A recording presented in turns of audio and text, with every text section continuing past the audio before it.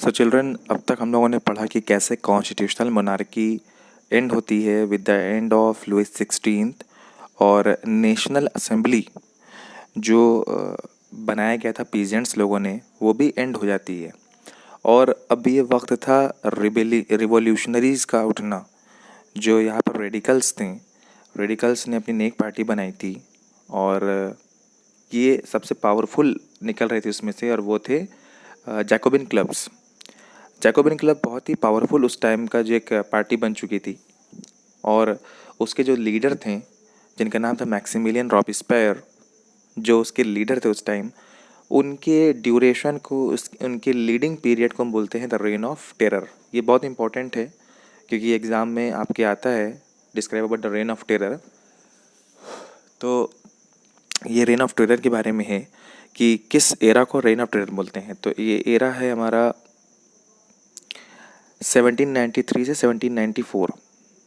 इस एरा को बोलते हैं हम the rain of terror. The rain of terror का मास्टरमाइंड था Robespierre. He was the leader of the committee of the public safety, the executive committee of the national convention. जो party बनी हुई थी नेशनल कन्वेंशन, उसके leader थे, और उन्हीं के टाइम ड्यूरेशन को हम बोलते हैं द रेन ऑफ टेरर। इनका एक फंडा था, और फंडा ये था कि the old maxim the end justifies the means. मतलब अगर आपका गोल, अगर आप फोकस करते हो अपने गोल्स पर, किसी भी डेस्टिनी पर, तो आपके लिए कोई भी मीन जस्टिफाई होगा। अगर हम शॉर्टकट में बोलें तो कोई भी चीज़, आप कोई भी गलत काम अगर आप कर रहे हैं और आपको लगता है कि इससे आपका फ़ायदा है, तो वो सही होगा। हालांकि ये टोटली रॉन्ग था, लेकिन ये अब इनकी पॉलिसी बन चुकी थी रॉबेस्पियर की, जो गलत थी, जिनको बाद में इनको ये चीज़ फेस करना पड़ा इसका। और काफ़ी चेंजेस मैक्सिमिलियन अपने टाइम पे ले आए, रॉबेस्पियर ले आए। और वो चेंजेस क्या था, ये बहुत ही सीवियर पनिशमेंट पे फोकस करने लगे। इनके अकॉर्डिंग जो फ्रांस इस अब रूल हो रहा था, उस पर ज़रा से भी गलती पे लोगों को बहुत बुरी पनिशमेंट मिलती थी। और ये पॉलिसी फॉलो करते थे severe control and punishment, set maximum ceiling on wages and prices. हर एक मजदूर की मजदूरी और सामान का रेट इन्होंने फिक्स कर दिया था, कोई भी उससे ज़्यादा बेच नहीं पाता। मीट एंड ब्रेड वर राशनड, खाने पीने की सामानें राशन शॉप से मिलने लगी, और किसी को भी कोई राइट नहीं था कि वो किसी भी सामान का रेट एक फिक्स रेट से ज़्यादा बेच सके। तो इन्होंने बहुत ही पूरी तरीके से कंट्रोल करने की कोशिश की, लेकिन ज़्यादा हो गया वो। Peasants were force to sell their grain at a fix price by the government.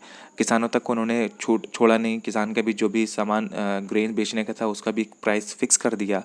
Churches were shut down and their buildings converted into barracks और ऑफिसेज। क्लर्जी को देखिए, क्लर्जी को इन्होंने बिल्कुल जो वैल्यू थी वो हटा दी। चर्च जो थे उनको ख़त्म कर दिया, ख़त्म मतलब उसको बंद कर दिया, और अब उसकी जहाँ क्या होने लगा, वो ऑफिस बन गया, बैरक्स बन गया। वो उस टाइम के लोगों के जो ऑफिसर्स थे उनके ऑफिसेज बना दिए उनको। द प्रोमिसेस जो इन्होंने प्रॉमिस करके आए थे, राइट ऑफ मैन, ये उन्होंने भूल गए। और इनके अकॉर्डिंग जो भी पर्सन इनके अगेंस्ट बोलता था, चाहे वो इनकी पार्टी का ही क्यों ना हो, वो उसको एग्जीक्यूट कर देते थे। इस तरह से क्या हो गया कि ये टेरर पूरा फैला चुके थे फ्रांस में। लेकिन इनके ही पार्टी के लोगों ने इस चीज़ को गलत माना कि ये गलत है, और फाइनली क्या हुआ कि जैकोबिन्स ने, बाकी जो मेंबर थे जैकोबिन के लोग, इनको क्या किए, अरेस्ट किए और इनको एग्जीक्यूट कर दिया, मार दिया इन 1794। तब जाके ये रेन ऑफ टेरर एंड होता है। उसके बाद क्या होता है कि डायरेक्टरी आती है। डायरेक्टरी होती है 5 पर्सन्स की एक कमेटी हो, जिनको पावर एग्जीक्यूट करने का ऑफर मिले, उसको बोलते हैं हम directory. So people had grown tired of the instability and bloodshed for the revolution. हर तरफ खून खराबे से लोग परेशान हो चुके थे। लोगों को चाहिए था कि स्टेबल गवर्नमेंट हो। स्टेबल गवर्नमेंट कैसी होगी, जो रिपब्लिक टाइप की होगी। तो 1795 the Republic was gone and 5 men with business interest had the executive power in France. This new government was called the directory. 5 लोग के एक जो कम्युनिटी बनी, उस कम्युनिटी को बोलते हैं हम द डायरेक्टरी। क्वेश्चन आता है आपके डेफिनेशन में, define directory. So it is the form of government in which 5 men with business interest had the executive power in France. But it was not so effective, means it was ineffective. ये भी ज़्यादा काम नहीं की। क्यों नहीं काम की? क्योंकि अब जो आता है वो होता है नेपोलियन का invading. The people readily accepted the coup d'etat of Napoleon Bonaparte in 1799. सो 1795 में जो डायरेक्टर बनी थी और ज़्यादा साल वो नहीं चल पाई, तब तक एंट्री होती है नेपोलियन की। और क्या हम बोल सकते हैं क्या रेवोल्यूशन ओवर हो गया? शायद नहीं, क्योंकि अब एंट्री थी नेपोलियन की। और नेपोलियन 1804 में अपने आप को इन्होंने फ्रांस का एम्परर बना लिया। He set out to conquer neighbouring European countries के बाकी आसपास के कंट्रीज़ को इन्होंने कॉन्कर करने की कोशिश की। लोगों ने इनको शुरू में लिबरेटर माना कि हो सकता है कुछ बदलाव लाए, लेकिन धीरे धीरे बाद में लोग समझ गए कि ये भी एक तरह का क्या है, ये भी इन्वेड करने आया है, हमें बर्बाद करने आया है। Finally Napoleon was defeated at Waterloo in 1815। इनको वाटरलू में बाकी कंट्रीज़ ने, प्रोशिया और ऑस्ट्रिया और रशिया, ये सारी कंट्रीज़ ने, चारों कंट्रीज़ ने मिल के, ब्रिटेन, 4 कंट्रीज़ थी, ब्रिटेन, रशिया, प्रोशिया और ऑस्ट्रिया, चारों कंट्रीज़ ने मिलकर वाटरलू में नेपोलियन को हरा दिया 1815 में। Napoleon saw his role as a modernizer of Europe. He introduced many laws such as protection of private property and uniform system of weight and measures. थोड़ा सा इनको मॉडर्नाइजर मानेंगे, इन्होंने इस चीज़ पर फोकस किया, थोड़ा बदलाव लाए थे। Many of Napoleon's revolutionary ideas of liberty and modern laws made a lasting impact in Europe. उसके कुछ चेंजेस ने आज भी यूरोप में कुछ इम्पैक्ट डाला है। अब देखेंगे बैटल ऑफ वाटरलू में कैसे नेपोलियन को मारा गया और चारों कंट्रीज़ ने मिलकर इनको डिफीट किया। समरी क्या है इस चैप्टर की? The idea of liberty and democratic rights for the most important legacy of the French revolution.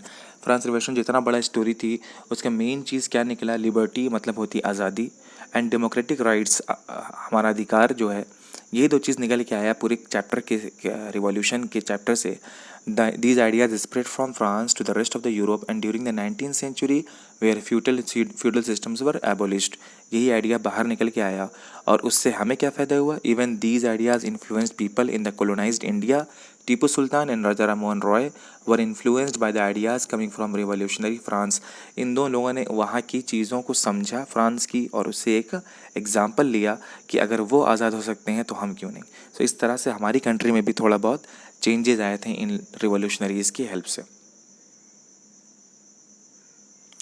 So Napoleon किस तरह से डिफीट हुए और फ्रेंच रिवॉल्यूशन के बाद फ्रांस फ्री हुआ, और इस तरह से फ्रांस एक डेमोक्रेटिक कंट्री आज भी बना हुआ है।